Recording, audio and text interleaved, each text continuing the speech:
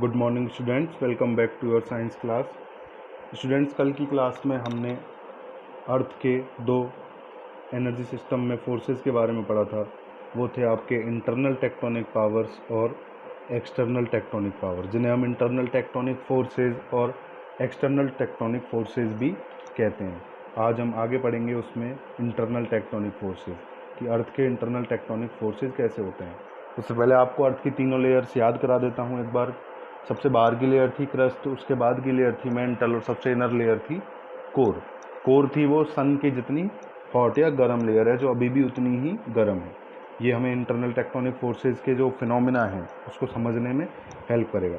तो आइए पढ़ते हैं आपके इंटरनल टेक्टोनिक फोर्सेस।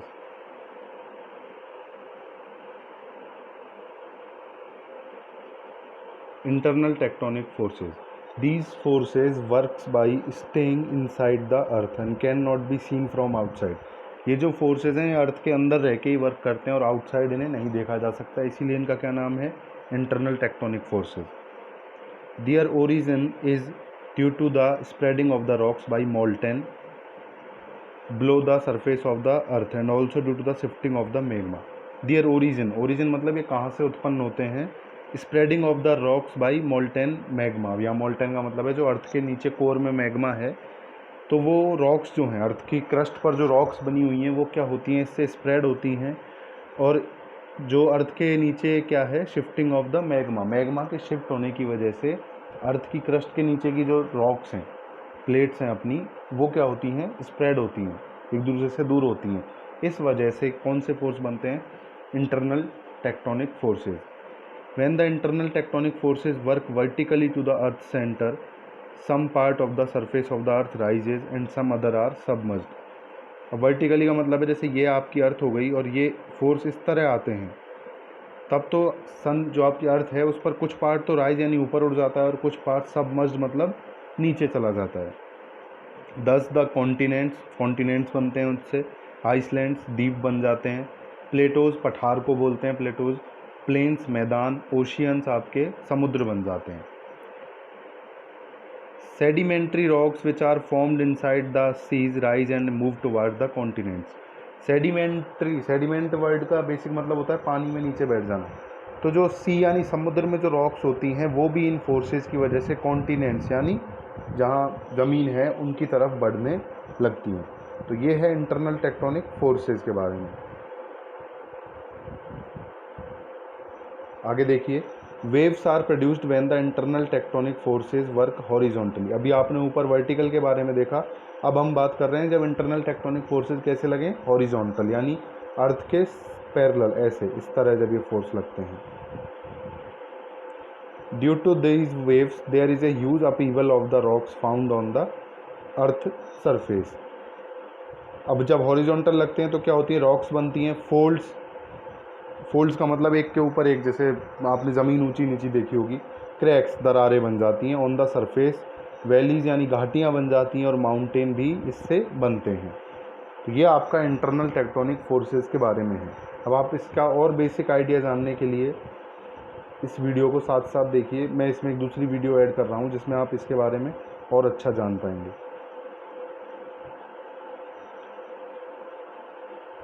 देखिए, ये आपकी अर्थ है जिस पर ये सारे जो आपको ऑरेंज कलर का पार्ट दिख रहा है वो आपका क्या था, सारे कॉन्टिनेंट्स का पार्ट था, जो हमने क्रस्ट के बारे में कल बोला था, जिस पर 70% पानी था और 30% पर ये पार्ट था।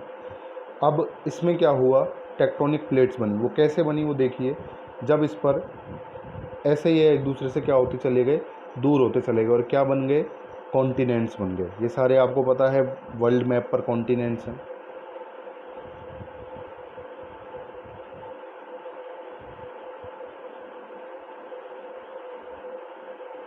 ये देखिए, ये आपकी अर्थ की स्ट्रक्चर है जिसमें ये बीच में क्या है, बिल्कुल कोर है। अब कोर से क्या होता है, कोर गर्म है तो लगातार एनर्जी बाहर निकलती है। ये मेंटल है, मेंटल के ऊपर लिथोस्फीयर, क्रस्ट की जो ऊपरी लेयर है, वो आपने कल पढ़ा था।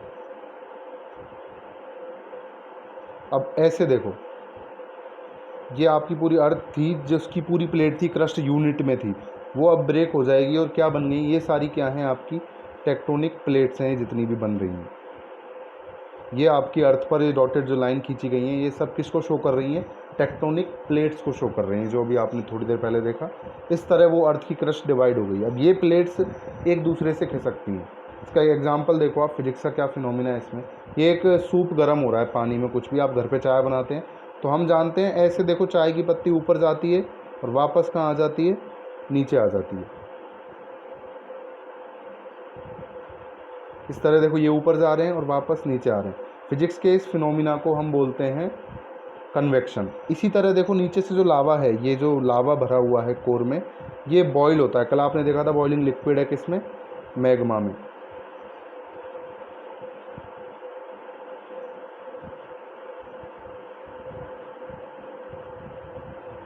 अब जैसे अभी आपने उस फोटो में देखा, उसी तरह इसमें क्या हो रहा है, ये जो हॉट टेम्परेचर है, वेव्स हैं, वो नीचे से ऊपर आ रही हैं और वापस नीचे जा रही हैं।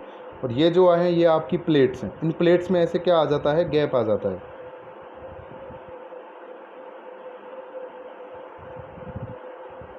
अब इन प्लेट्स का कई तरह से आता है। देखो सबसे पहला है कन्वर्जेंट टाइप। इसमें तो क्या होता है कन्वर्जेंट में?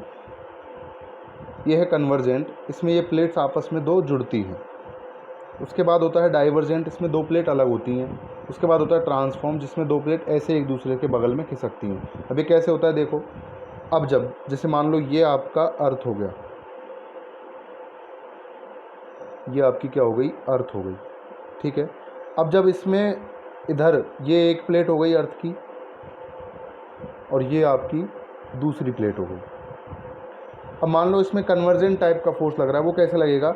जब आपका जो मैग्मा है उसमें से जो वेव्स हैं, स्टीम जो निकलेगी, वो अगर इस तरह रोटेट करे ऐसे, ये इसकी यहाँ से आए और इस वाले एक प्लेट की यहाँ से आए, तो ये वाला फोर्स और इधर वाला, ये वाला फोर्स और ये वाला फोर्स दोनों मिलकर जाएंगे और इन प्लेट्स को आपस में क्या करेंगे?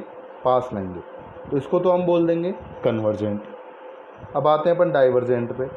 डाइवर्जेंट देखो, ये वापस वही दो प्लेट्स, फर्स्ट प्लेट और ये सेकंड प्लेट। अब जब क्या होगा, अब की बार अगर स्टीम इस तरह आए, जो मैग्मा में से भाप या गर्म एनर्जी निकल रही है हीट की, तो अब एक एनर्जी इधर जा रही है, दूसरी फोर्स इधर लग रहा है, तो ये प्लेट्स आपस में क्या हो जाएंगी? यहाँ से दूर हो जाएंगी। इस चीज़ को अपन क्या बोलेंगे? डाइवर्जेंट, इस वाला। इसी तरह ट्रांसफॉर्म, जब प्लेट बराबर डेंसिटी की होती हैं, बराबर पावर की, तो वो एक दूसरे पर खिसकती हैं। आगे देखिए, इस तरह देखो, ये कन्वर्जेंट के लिए कंसेप्ट है। इसमें वेव्स इस तरह रोटेट करती हैं अंदर की तरफ, तो यहाँ प्लेट ब्रेक नहीं होती।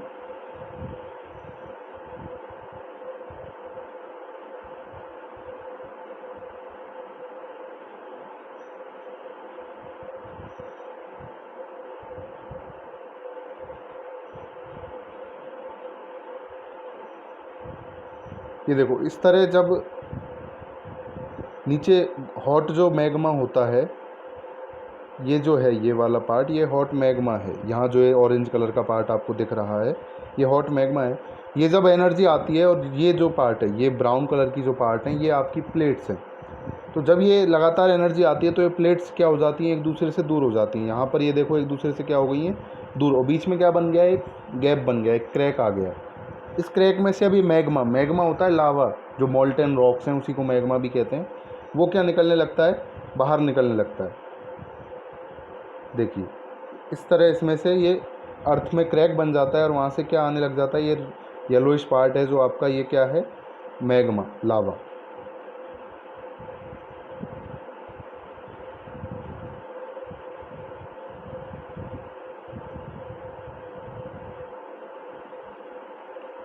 अब एक चीज़ तो ये लावा जो बाहर निकलता है, इसी को हम क्या बोल देते हैं? वोल्केनो बोल देते हैं। तो ये एक कंसेप्ट है इंटरनल टेक्टोनिक फोर्सेस का। इसके अलावा दूसरी चीज़ देखो आप, कि जब एक ये प्लेट है ये वाली और एक ये दूसरी प्लेट, दोनों प्लेट एक जैसी पावरफुल हैं, दोनों समान डेंस हैं, कोई भी कमज़ोर प्लेट नहीं है, तो ना तो ये नीचे आती है ना ये वाली, तब क्या होता है? ज़मीन पर ऐसे उभार बन जाते हैं। जैसे ये आपने देखा, अब ये इंडियन जो प्लेट थी, ये प्लेट यूरेशियन प्लेट से जाके मिली। अब ये दोनों जो प्लेट्स हैं, दोनों का जो मैटर है वो एक जैसा है लगभग। इस वजह से ना तो ये नीचे गई इंडियन प्लेट और ना आपकी यूरेशियन प्लेट नीचे गई, उल्टा बीच में क्या बन गए? माउंटेन जैसे उभार बन के आ गए। ये एक फंक्शन है किसका? इंटरनल टेक्टोनिक फोर्सेस का। आपको ये वीडियो भेज दी जाएगी, आप इसको और एक बार देख के अच्छे से समझ जाएंगे। आइए अपने चैप्टर की तरफ चलते हैं।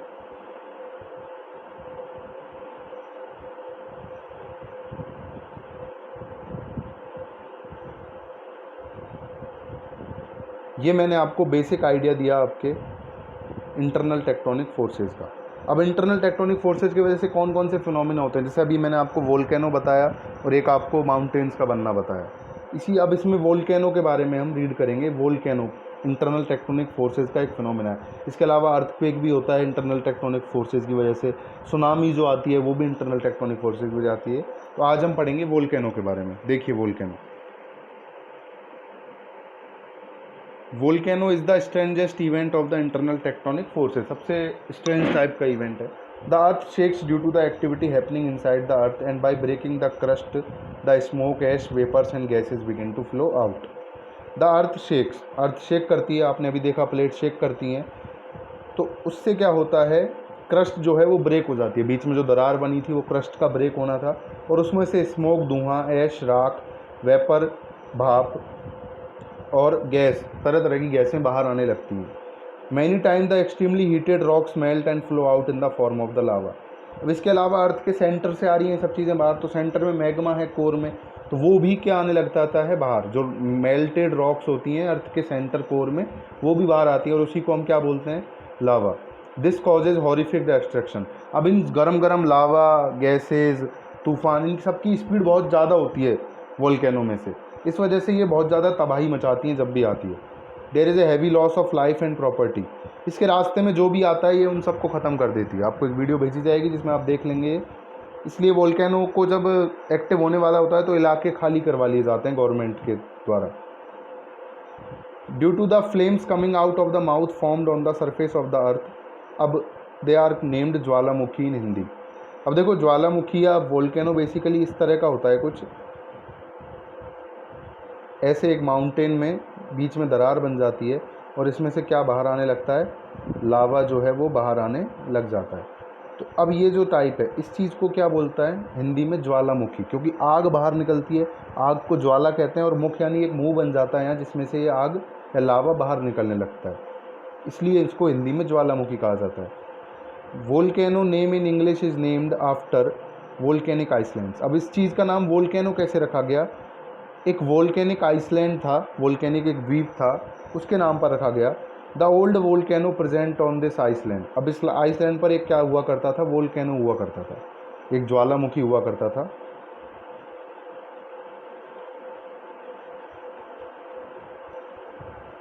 Considered to be the way to the hell by the Roman country में ये था।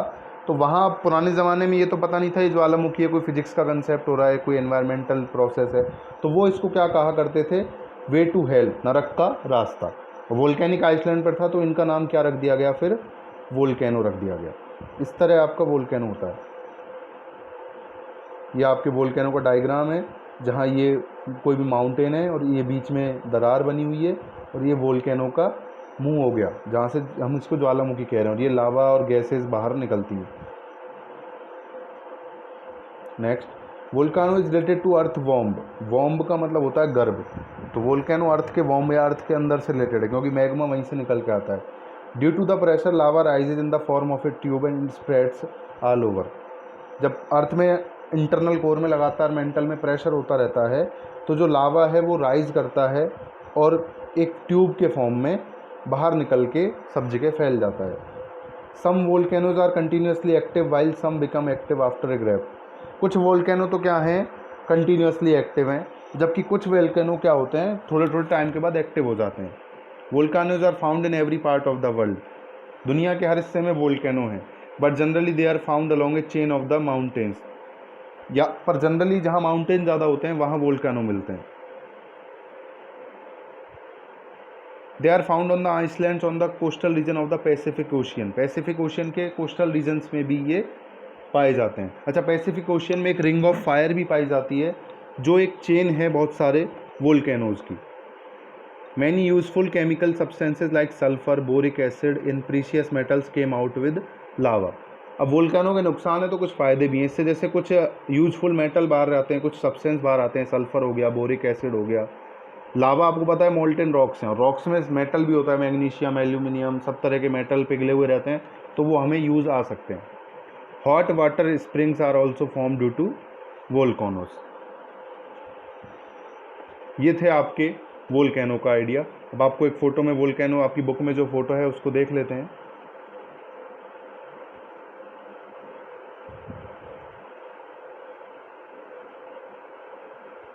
ये देखिए, ये आपकी बुक में वोल्केनो का डायग्राम है।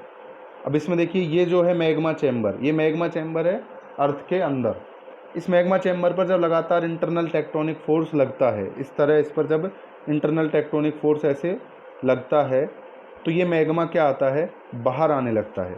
अब बाहर ये इस रास्ते से होकर आ रहा है, इस रास्ते को बोला जाता है मेन वेंट। वेंट माने एक पाइप या ट्यूब कह सकते हो आप। क्रेटर, इससे भी ये बाहर निकल रहा है, इसको हम मुंह बोलते हैं, ज्वालामुखी का मुख। इसको इंग्लिश में ही क्या कहते हैं अपन, क्रेटर। ऐश क्लाउड, ये ऐश माने राख, ऐसे राख का गुबार या क्लाउड बादल बनता है जब ज्वालामुखी फटता है तब उसमें से। वोल्केनिक बॉम्ब, सेकेंडरी कोन, देखो जैसे ये तो मेन वेंट है, ऐसे यहाँ पर एक सेकेंडरी दूसरा रास्ता भी बन जाता है अगर ज़्यादा ही प्रेशर होता है तो। उसके अलावा आप देखो लावा फ्लो, ये जो आप डार्क रेड पार्ट देख रहे हो, ये डार्क रेड पार्ट क्या है, लावा, ऐसे लावा फ्लो करता है। और एक बच गया पायरोक्लास्टिक फ्लो। पायरोक्लास्टिक, जो वोल्केनो से मैटर निकलते हैं उनका नाम रख दिया गया है पायरोक्लास्टिक मैटर्स। अब वो पायरोक्लास्टिक मैटर जब वोल्केनो फटता है तो उसमें से बाहर निकलते हैं, जैसे गैसेज हो गई, ये लावा हो गया, और ये बहुत ज़्यादा स्पीड से बाहर निकलते हैं। इनकी स्पीड 100 किलोमीटर पर आवर से 700 किलोमीटर पर आवर तक हो जाती है।